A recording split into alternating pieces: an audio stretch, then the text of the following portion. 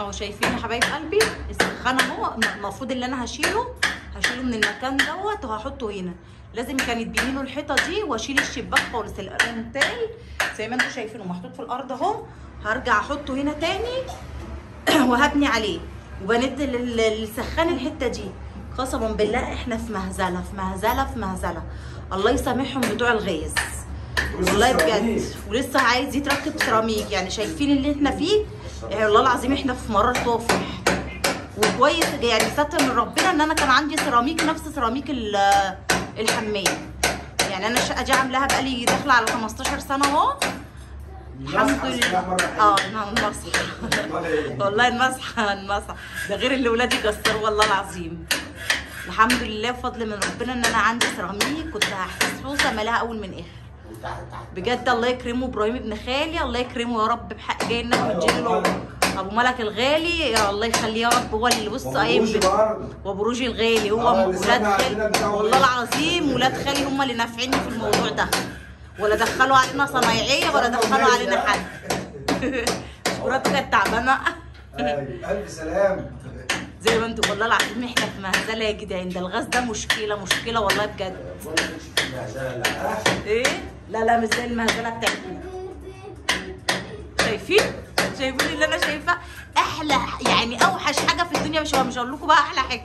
اوحش حاجه في الدنيا اللي انا كل اللي انا عملته في العيد هرجع اعمله من تاني. طبعا بقى الحيطان عندي اتبهدلت والدنيا كل ده انا هرجع اغسله والله تاني من تاني. والله بجد يعني حرام والله العظيم. المصحف بقى يعني بهدلونا والله. بتاع الغاز دول بهدلونا. يعني المفروض ان هم كانوا شغالين من قبل العيد.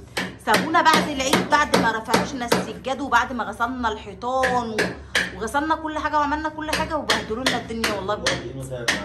الواحد يعني حاسه انا مش عارفه اعيش. انتوا حاسين باللي انا حاساه؟ طبعا الستات اللي زي هي اللي هتفهم المأساة اللي انا فيها دي. انا في مأساة حرفيا يا جدعان والله. في مأساة. انتوا عارفين يعني انا حته شباك قد اللدع. حته قد ديت بقالنا 3 ايام فيها. وكهرباء. بصوا شايفين الكهرباء؟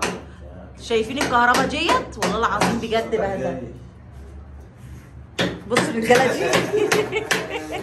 واحد قام من على البانيو يستخبى يساعد ابني.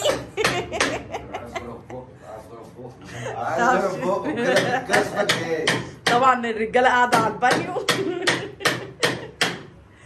وتامر جوزي بقى عامل ايه بقى؟ انا عامل نفسه راجل ايه بقى يعني ايه صنايعي وبتاع. هو بقى بليه دلوقتي بالنسبه لهم. بليه هات يا بليه ودي يا بليه. هو دلوقتي هو بقى شغال معاهم بليه. امبارح طول الليل تقول ايه؟ دغدغت والله. طول الليل يقول يا وسطي. كل حاجه وجعت. امال لو ما كانش ابو ملك بقى الله يديله الصحه طلع نفعك. يلا بقى زي بعض. ربنا يخليك لنا يا ابو ملك يا غالي ويا ابو روجي يا غالي. يلا ادعوا لي بالله عليكم يا جدعان. ادعوا لي بالله عليكم. ادعوا لي ربنا يخلصني من الموضوع ده على خير. لا ما تشربش الميه. يلا يا